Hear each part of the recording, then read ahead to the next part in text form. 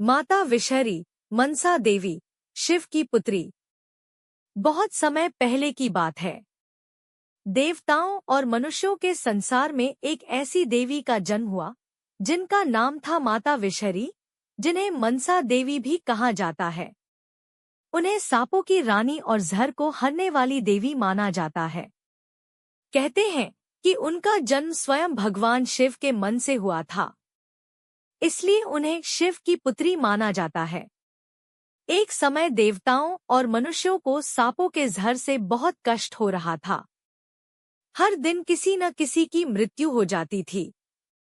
तब सभी देवता शिव के पास गए और प्रार्थना की, हे महादेव, कोई ऐसा उपाय कीजिए जिससे संसार को इस विष से मुक्ति मिल सके। शिव ने अपनी दिव्य शक्ति से एक कन्या की रचना की। वह तेजस्वी थी, उसकी आंखों में करुणा और शक्ति दोनों झलकती थी। यही थी माता विषहरी। माता विषहरी का संबंध नागों से था। उन्हें सांपों की देवी माना गया। उनके आशीर्वाद से कोई भी व्यक्ति सांप के जहर से बच सकता था। उनका एक और नाम मनसा पड़ा, क्योंकि वे शिव के मन से उत्पन्न हुई थी।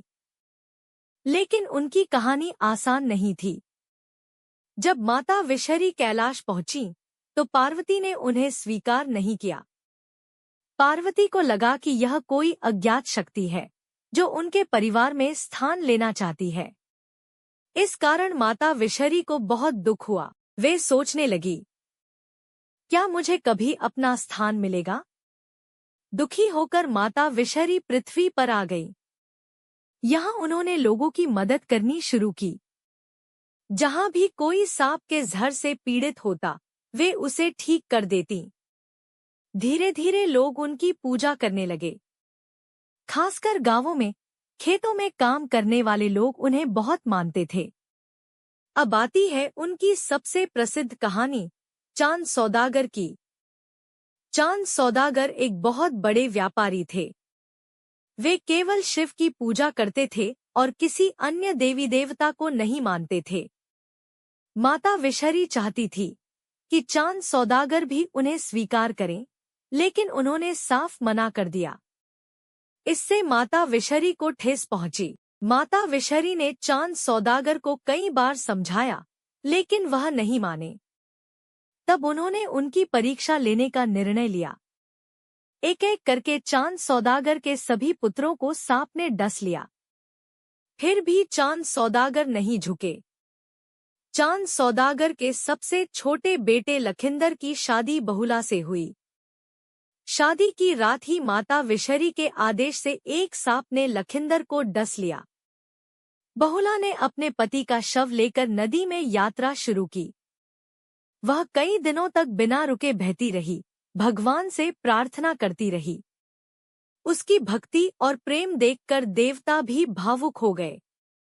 बहुला की सच्ची भक्ति से प्रसन्न होकर माता विषहरी ने लखिंदर को जीवित कर दिया। इस घटना के बाद चांद सौदागर को अपनी गलती का एहसास हुआ। उन्होंने अंततः माता विषहरी की पूजा स्वीकार कर ली। आज भी बिहार, बंगाल और असम में माता विषहरी की पूजा बड़े श्रद्धा से की जाती है। लोग उनसे प्रार्थना करते हैं कि वे उन्हें सर्पदंश और हर प्रकार के विष से बचाएं। इस कथा से हमें 3 बड़ी बातें सीखने को मिलती हैं। किसी को छोटा या कमजोर समझकर उसे अस्वीकार नहीं करना चाहिए। सच्ची भक्ति और प्रेम में बहुत शक्ति होती है। प्रकृति और उसके जीवों का सम्मान करना जरूरी है।